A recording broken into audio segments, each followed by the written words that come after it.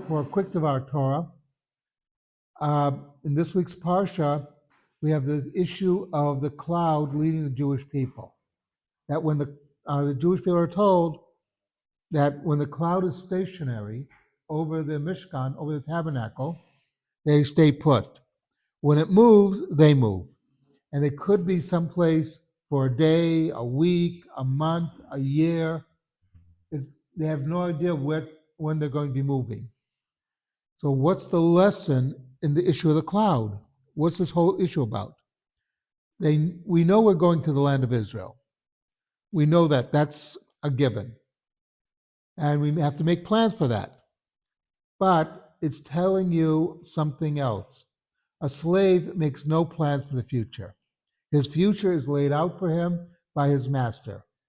Whatever the master wants, that's what he does. And he has no plans. God is saying, you have to make plans. But realize something about your plans. Things can change. You have to be adaptable. You have to be able to change some of your plans to get to your final goal. This is the final goal, but things happen along the way. This is part of life. We make plans, and as the Yiddish phrase goes, man plans and God laughs. Exactly.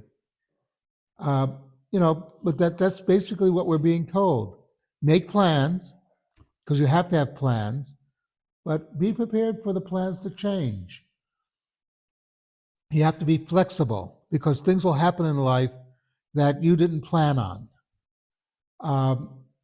It's a very interesting phenomena that a lot of people have observed, that a lot of the generals who are in command of the armies when a war begins are not the same generals who win the victory.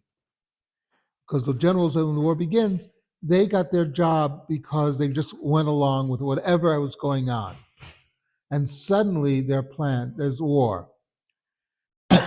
And one thing that the old common saying among the military, the battle plans last as long as the battle is not fought.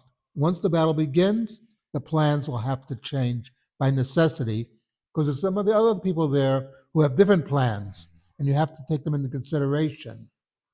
So what happens is, like, for instance, when the American Civil War started, nobody would have guessed that either Grant or Sherman would be the two succeeding generals.